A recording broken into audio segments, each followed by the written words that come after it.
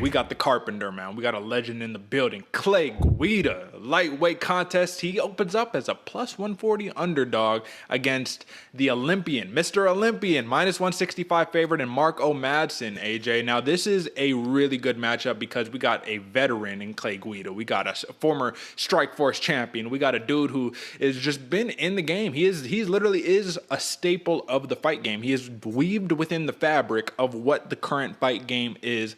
And Marco Madsen, he is a 2016 silver medalist in Greco-Roman wrestling, AJ. This is absolutely no joke. This is somewhat similar to Kayla Harrison, how she's a two-time gold judoka in the Olympics, man. Like, she got gold in judo. That's the best in the world, bro. There's no pressure higher than a finals matchup in the Olympics. Come on, what are we talking about here? So Clay Guida, man, we know one thing about him. The man is 39 years old. He is an old man at this point, right? He's no longer the young buck that he was once upon a time, but that gas tank is limitless. That gas tank is endless. He's jumping around even after the fight. He's like, what's up? I'm trying to fight. I'm trying to get it. But Marco Madsen, man, this dude is 10-0, 2-0 in the UFC, and he's slamming people on their head, bro. So I need to ask you right off of the bat, man. I know there's a crazy experience gap, man. 10 fights for Madsen, almost 50 fights for Clay Guida.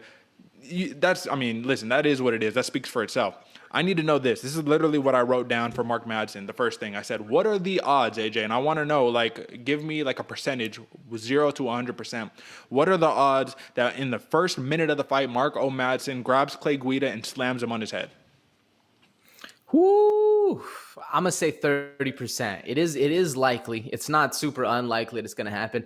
I don't think Clay Guida is gonna let it happen though. That's the thing, man. Like you said before, Clay Guida is weaved throughout the fabric that we call MMA, and that he is one of the first fighters to really think of, or when I think of position over submission, when I think of a dude that's going to out wrestle somebody, put the gas pedal to him and just start punching him in the face, that's Clay Guida, man, all day long. Although, against, like you said, the silver Olympic medalist, man, Marco Madsen's no joke on the ground, and like you think he can easily slam people on their head. And if he did it to Thud Hubbard, like we were talking about before, he can easily do it to most of the current fighting roster we see out there. I'm going 30%. What are you giving it, Derek? Well, I will have to say that Clay Guida made it a notice. He said it specifically. He says, I'm not going to allow that to happen, and I'm going to take down Madsen. I'm going to do it for all the OG wrestling fans, man. I'm doing it for y'all. I'm doing it for America, because Marco Madsen is not an American. I believe he's Danish, right? So he says, shout out to American wrestling. He says, Gable Stevenson, the heavyweight Olympic gold medalist, as of 2021, right? He said that's the baddest man on the planet. We know Clay Guida is going back to the wrestling roots. We know that that's literally what he's the best at. He is actually currently right now in the lightweight division. He is the takedown leader in the UFC right now with 57 takedowns landed right now. Third all time in the UFC. The first is Gleason Tebow, but that's just a different animal right there in and of itself. So I will have to say this, AJ. Being that Clay Guida has made it a priority to not allow this to happen, it's going to be tough.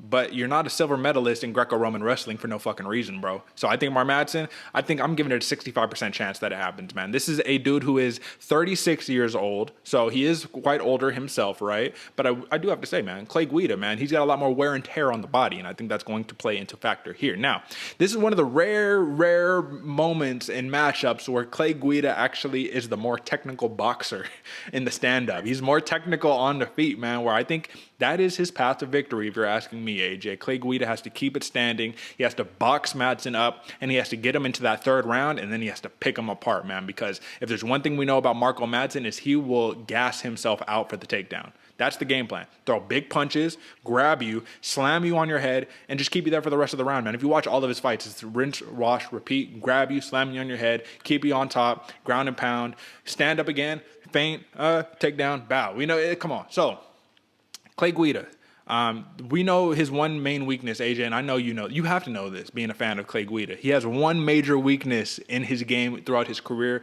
and that is losing via submission. He has lost 10 fights via submission, 7 via decision, 2 via knockout, man. So knocking him out is going to be a tough task. Submitting him, Not so much. We do know the guillotine is one of the main things he's susceptible to, right? Because he goes, shoots in, as a wrestler does. Guillotine, bow, done, tapped out. I want to know, how do you see this fight realistically playing out, man? Because I basically laid out the whole entire formula. Early rounds is probably going to be Madsen. That third round where Madsen is gassed out because he's kind of on that John Salter type style where he's just trying to gas, grapple, and do the whole nine.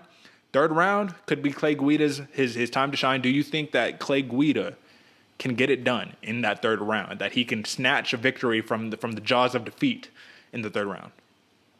I mean, I think that is his time to do it. I definitely, when you said that Clay Guida was going to be working towards more of a wrestling style, I was a little upset. I definitely think he needs to do something crazy. He needs to outbox Madsen. Madsen, he'll put the backpack on you and stay there the entire time, maintain pressure, maintain position. So I think if there's a round that Clay Guida's going to do it, it has to be the third. Unless he gets something done early, man. If Clay Guida, out of all things that Clay Guida is, he's a dog above else, and he is there for the fight. And if you don't put him away, man, you don't tap him out, it's going to be a long night for you. I do see him getting, if there's ever a round I'm going to give, it's going to have to be the third for Clay Guida. And like we've been seeing lately with all the judging, man, that third round really does matter. And it seems to be like they're weighing it a little heavier than the rest of the fight too. So I don't know. We'll see. It's going to be a fun one going forward with that. What do you think, Derek?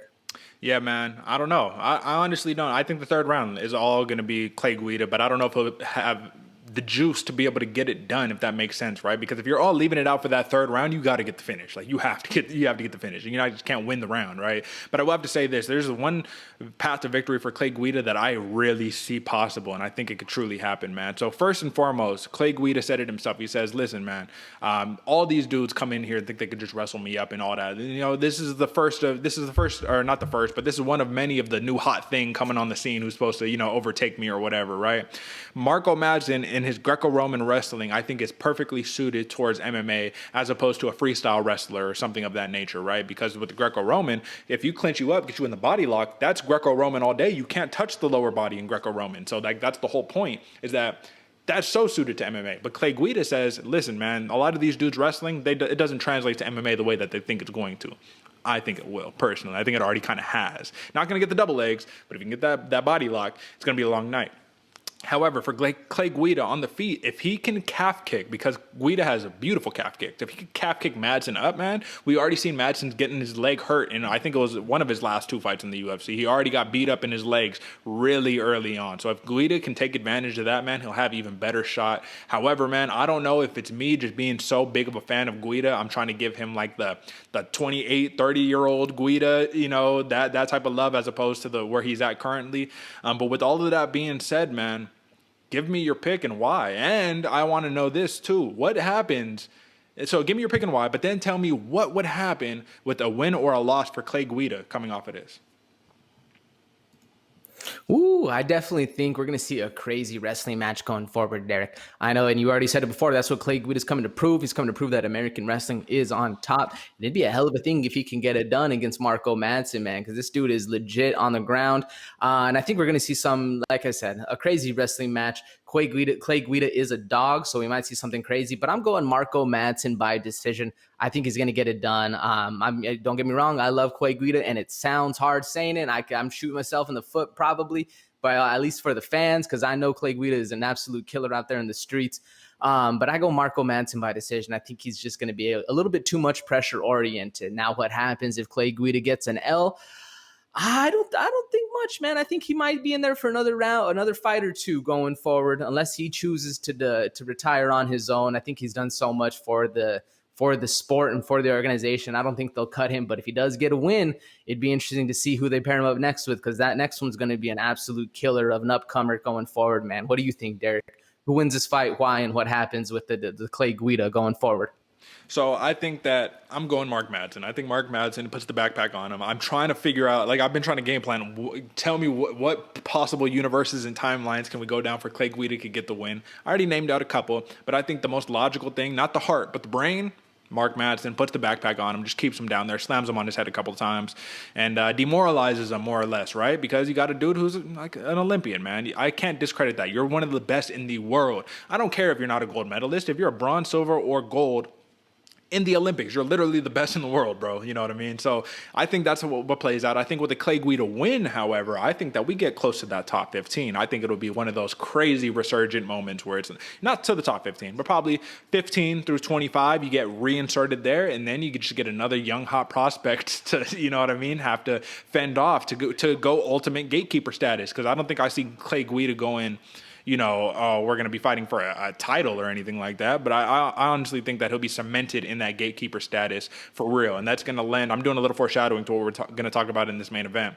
But ultimately, with the loss for Clay Guida, I wouldn't be surprised if he gets cut, man. Personally, he's let me see. In his last 5, he's 2-3 in his last 5. So you'd never want to lose another one on top of that. We already see the UFC is cutting people who are not doing too hot in the UFC right now, man. And even though you're a legend, we've seen legends get cut before, and it's been kind of no big deal. Just water off of a duck's back, and you know, if you want to think about it that way, man. So it's sad. He's the carpenter. He's a legend, but everybody's time comes to an end. Like Dana White said himself, this is not a career. This is an opportunity. And Clay Guida has been living this opportunity for 50 fucking fights or something close to that. You know what I'm saying? So with that being said, AJ, that's the pick on that one.